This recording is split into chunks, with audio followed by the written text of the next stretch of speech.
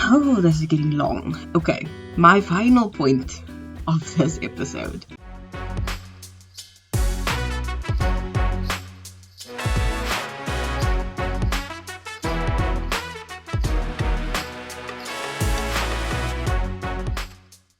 Hello and welcome back to Traffic Talks. I hope you are doing really well. I am very excited for this week's episode because I am not turning 21, but I do kind of wish I could go back to 21 just to relive certain moments because it was really fun. But yeah, not me. I'm 31. My sister just turned 21, and this is kind of random things I thought about that I wish I was either told or knew or learnt, because back in the day, 10 years ago when I was 21, we weren't as far technologically, mentally, emotionally, a lot of things. And I've said this to my sister several times because I'm always just telling her how proud I am of her, and that so many things she's done by this age of 21, I would not have been ready to do. Even if I had been pushed, I would have broken down. And I'm always just shocked at how the world has changed and how courageous she is in this world. So yeah, I'm not gonna get emotional. She had her birthday, she had a party, she had everything. She's already 21. But if I could go back and tell anyone at any age these things that are currently just stinging my heart a bit, just listen, man. You don't have to do anything, just listen, because at one point in time, the penny will drop and it will hit you and you'll be like, okay, maybe there was some wisdom there. But that's the thing. You don't have to throw in all the coins at once. You can just wait for the penny and let it drop. But if there's never a penny to drop, you're screwed. So, politely. So this might be a bit of a ramble. I do have a cup of tea with me. So, if you want to get yourself something to drink, pause it and go do so, because I have quite a few points that I want to make. So this might be a bit of a long-ish one. I've tried to keep it under the past few episodes, really. I've been trying to keep it under like 12-15 minutes. I rambled last week. Prior to that, I've done fairly well.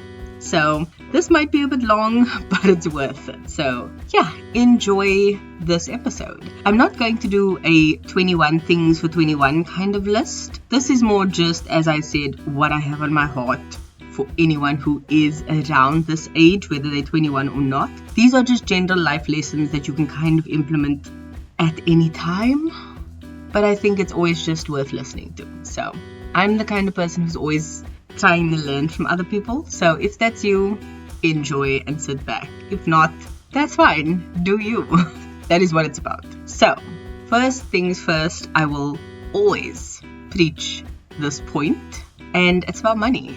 Because the one thing I always preach is save your money. And if you have a bit more, invest your money. And that is always a good thing. But when you're 21, and as contradictory as it sounds, spend your money. Because yes, I am currently living off my savings right now, but if I didn't save, I honestly have no clue what I would have done, because I'm very good with my money, not to toot my own horn. If you've listened to any of my finance themed episodes, I personally think I'm quite good with my money and my budget and my limits and my restraints. So I think I'm doing quite good. And to be in, I think, month 6 of unemployment and still be okay and able to see a few months, even though I know I'm going to get a job soon, that only happened because I saved. I do have some money invested, which is really cool because I'm seeing that money grow in value and actually give something back to me, because despite working for that money once, spending that money once to buy the investment, I'm actually getting some of it back. Yes, it's slowly, but at least there's something coming back, because most times when we spend, we never get anything back. So that to me is really cool, and having that as just a basis is always going to be a good idea. Because yes, you can spend money in whichever way suits you, especially when you're 21 years old. When it comes to experience or having a good time or doing something that is like a once in a lifetime thing, that will always be worth it. You will never be able to re-experience that thing in the same way. So spend that money. And yeah, sometimes maybe an expensive restaurant that was hyped doesn't turn out to be as good as you thought it would. But once again, it's an experience. Sometimes it's good, sometimes it's bad. I tend to not categorize things that way. An experience is an experience. It's the lessons you learn.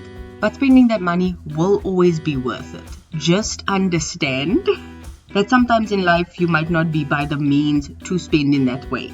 And that's why having savings or sinking funds or investments will kind of help offset that expense. And the earlier you start, the better off you'll be. So that's money. Always the first thing.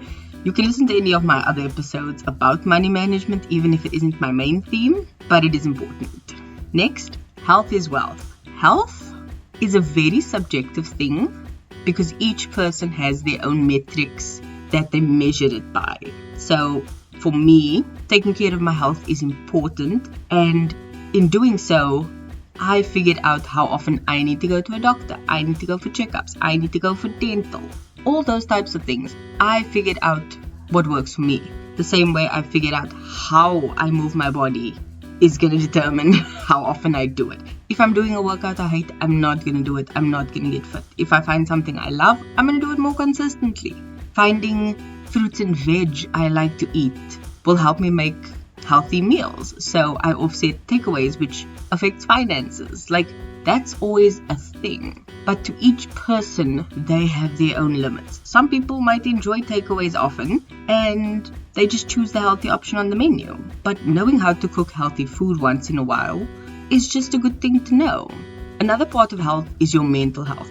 Definitely take care of it as soon as possible. Even if your mental health isn't bad, take care of it. Maintain it. Keep doing something, whether it's going to the beach and journaling, whether it's seeing a therapist, whether it's venting to a friend. Figure it out. Do that. Because you need to find your levels on how healthy you need to be in life to function. Sometimes you need, a smoothie and some sunlight and some water, and you can survive the day. And then other days I need coffee, I need a good meal, I need sunlight, I need exercise, I need a cold shower, and then I'm ready for the day. You need to find out what works for you.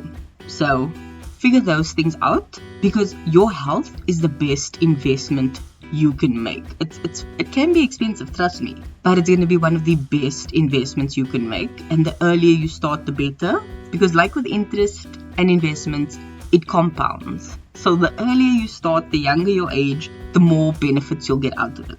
So start early with that. And in searching for things like this, you will most likely find people who agree with you or disagree with you. That is going to help you find your friends that might just become a bigger part of your life. Because trust me, speaking of friends, as a 31-year-old, my biggest advice to someone who is 21 is don't be afraid to let go of friends who used to be good to you, especially if they are bad to you now or even bad for you. Let them go. And I phrase it that way because some friends who are good friends, you might just have outgrown. There was no hate, there's no animosity. You are just different people, and that's a good thing. You've grown. It shows that you've matured. Other times, a friend might have been good to you, but now they're toxic for you, and that's a sign to cut them loose. But the worst is when they've been bad to you and they are still bad for you. Cut them out as fast and as possible, because there are so many ways you can make friends these days.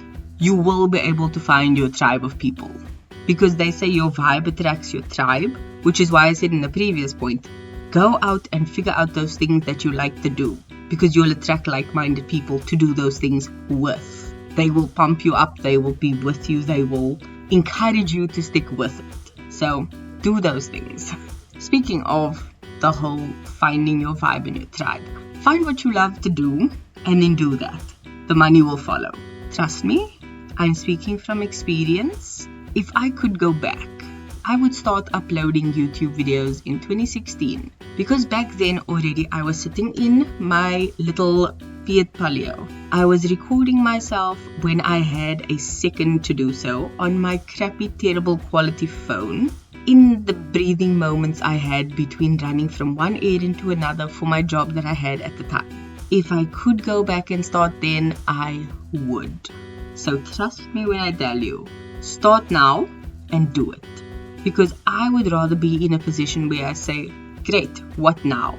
Because I did something and it didn't work out, or I failed at it, or it just wasn't meant for me, than being where I am and saying, oh, what if I had did that? Or what if I had started back then? What if I had done this? You never know unless you try. So rather sit with what now than what if. That is it. Okay? Do what you love, the money will follow. And if the money doesn't follow, work on it on the side. Don't treat it as a side hustle expecting to make money. Treat it as a hobby until it brings something in. If you just focus on it to the point that it's just going to overwhelm you because it's something that does take time to build, you're going to lose your mind. Okay? So if what you love to do is a genuine business that's viable, go get a business loan and do it till it's done. But if it's like just a hobby or something you touch on now and then, work a 9 to 5, fund that side hustle with the 9 to 5 and enjoy it. Don't regret it because that's the one thing. If you wait for the right time, it'll never be the right time. Don't waste your time. Just do what you need to do. And then going left from that point, focus on one thing at a time. If you have a 9 to 5, do your 9 to 5, but focus on one side hustle or passion at a time. Because in the world we live in today, every single thing wants your attention. Okay? Everything. But for the love of all that is holy, please don't. Just stop. Do one thing at a time. One passion, one hobby, one plot bunny that got stuck in your brain. One. Just one. Write it down. Get it out of your mind. Flesh it out. Do that. One at a time. Because it's easy to hop from one thing to another when you haven't done anything with it. But once you actually commit to something and you start, it's like, okay, well, this isn't working out. How can I figure it out? How can I wiggle it? How can I pivot? How can I add layers? How can I expand this thing? Do that with that one thing until you have exhausted all options. And only once you've exhausted them, then move on. But don't try and do multiple things at once. If you keep juggling all the glass balls, one will fall and break. And you might not be able to put it back together. So, one thing at a time. Ooh, the next point is something I believe very firmly in, and it is don't let people stop you doing what you want. Because no matter who they are, no matter what they say, no matter how they phrase something, please understand this. It's your life to live, not theirs. Don't be that vicarious vision that they want. Don't let others convince you to do what they want you to do, or what they feel is best for you, or what you are best suited to. Yes, they can maybe help you figure out what you want to do, but at the end of the day, it's you. You decide. Don't let them do that. And if you start, don't let them stop you, because you're already in motion. Don't let them do that. I've nearly had that happen to me. It would have been one of my biggest regrets. Don't let it be yours. Learn from me. Please, don't let them do that. So, I've said this in a similar way earlier, but I do feel it needs its own point. It needs to be made separate so you can understand it. But start good habits now. Even if they are small, even if they are atomic, even if they are micro habits, start them and keep them basic. Like washing your face every night with face wash. You don't need a 55-step Korean beauty nighttime routine. You don't. No. You can build your own one eventually when you can afford those things. But the basic step of washing your face every night is what you need to incorporate. Once you feel like adding things to it, doing a weekly face mask, doing a scrub once in a while, getting a serum and adding that into your routine and exploring how to upgrade, integrate, change it, do so. But for now, get the basics down. Exercise a couple of times a week. Learn how to cook some healthy things. I mean, do you know how easy it is to fry some chicken, boil some frozen veg, and cook some form of carb on the side? Like a baked potato, some rice, some pasta on the side. There you go. Your meal is sorted. That's all you need. It's not that hard. But once you start with the basics, you are golden. Learn the foundation. Start the foundation. The earlier you get it down, the better off you'll be. So please start good habits now. And like the previous points, figure out what works for you. Because maybe your form of a basic face nighttime routine cleaning thing is a 55-step Korean one. All good and well for you. Do it if that's what you want. But don't be the one to just jump on the bandwagon, because it's not for everyone. It's very varied person to person. So figure out what works for you. The next point actually follows perfectly on that one, which is don't follow trends. Okay? Just don't. And I don't mean this in a bad way. I mean this in, look at the trend from afar. Like, watch it. See what it is. Understand all angles of it. And if you like certain elements, try and incorporate that into your life. That is fine. But don't hop on every trend that comes along, because you'll never catch up. Trends are literally coming and going. You'll never catch up, and you'll also never be ahead of it. And you'll never financially recover from it. Like, it's not worth it. I mean, the horrifying mob wife trend that was going around a while ago, where everyone was in the big glasses, the big hair, the fur coats, and then everyone was like, nah, clean girl aesthetic, latte girl, matcha girl, strawberry girl, and then you kind of just took everything back down. Don't do that. That is not worth it. Don't. Just don't. Find the trends you like and keep to them. Scrunchies expired in like 2018 as a trend. Is it 2018? I don't know. I don't care. I love scrunchies. I have a few of them in different textures and colors. And I think I've got 4. They work with almost every outfit I have. They do actually work with almost every outfit I have. Point being, I have 4 scrunchies. They work. I use them. The trend is over. But I will not get rid of my scrunchies. Just do that.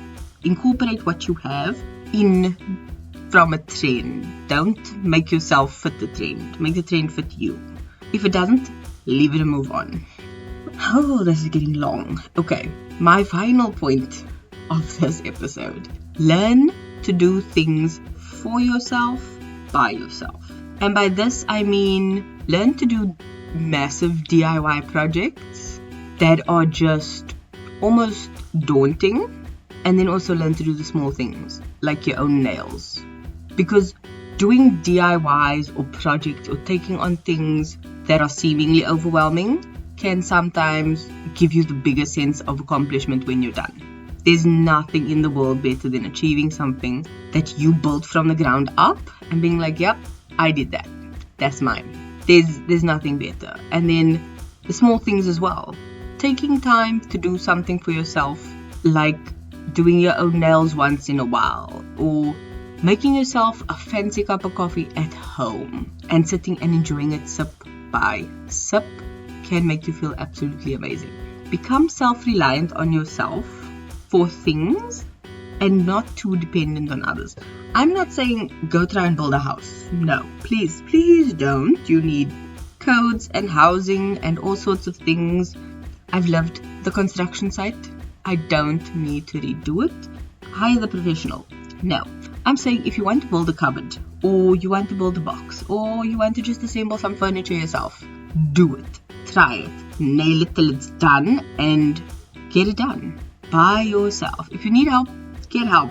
But for the most part, try and do it on your own, because the way you're going to feel looking at that thing every single day is going to bring the biggest smile to your face, and you can hear it in my voice. Because I have a couple of things that I've done DIY and I'm just like, oh my word, I love this thing so much.